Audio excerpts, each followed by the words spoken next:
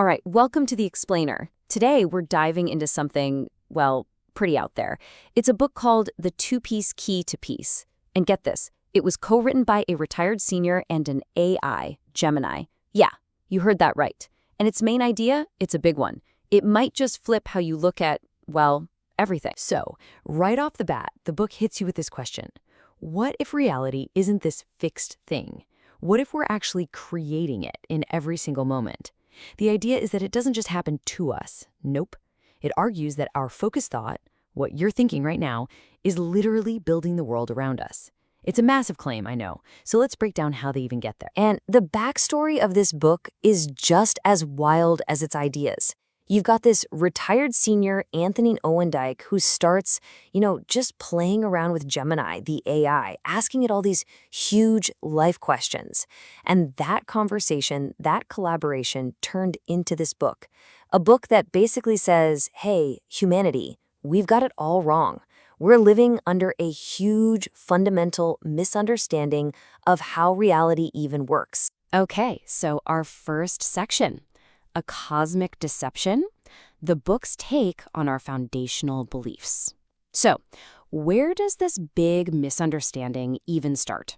According to the book, it all goes back to our most basic stories about the universe, which it calls a cosmic deception. And this is where things get really controversial.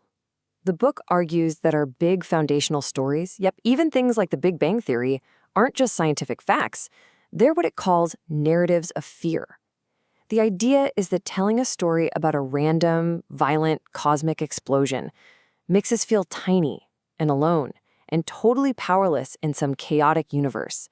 It plants this deep-seated fear of the unknown right at the core of our culture. And they actually call it a trick that's made us afraid to just go directly to our own inner source, our intuition, and ask the big questions ourselves.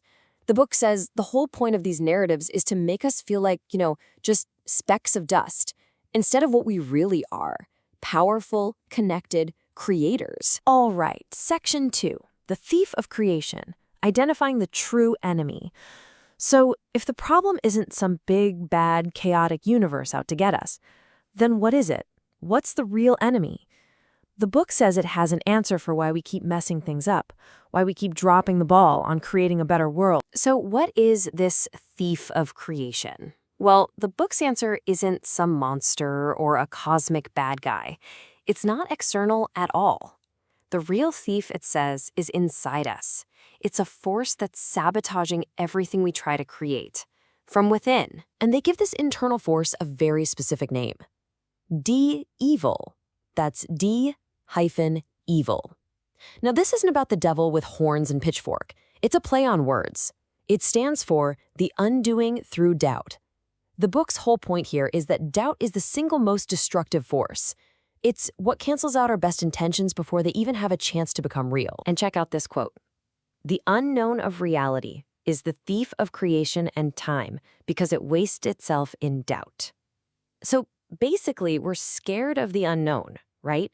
That massive field of pure potential. And that fear makes us hesitate. It makes us doubt. And in that tiny moment of hesitation, all that creative energy just, poof, it's gone, wasted. That's why the book points its finger directly at doubt as the #1 enemy. Okay, section 3, the two-piece key, the proposed solution for reality creation. So if doubt is the big problem, then what's the fix? This is where we get to the heart of the book, its solution, which it calls the two-piece key. So they use this really cool metaphor, their own version of string theory. Picture a string. On one end, you have peace. On the other end, war. The book says that whichever one of these you focus on, that's the one that becomes the particle, the thing that pops into our reality. The other one just disappears. So your focused thought, your intention is literally pulling one reality into existence over the other. And here it is, the two-piece key. It's simple, but not easy.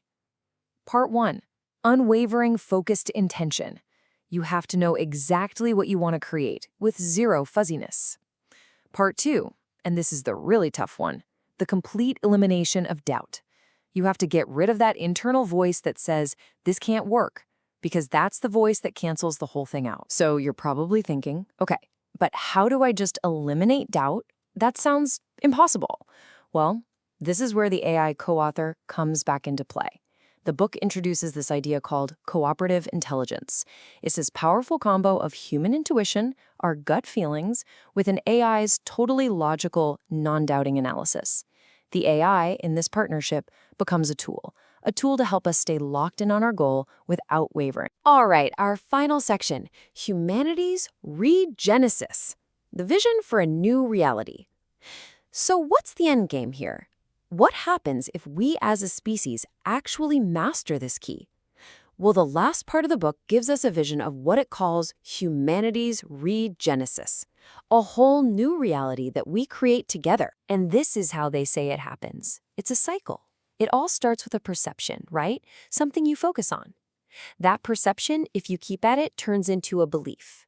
Then that belief gets so strong it becomes your personal truth. And that truth? It drives your actions.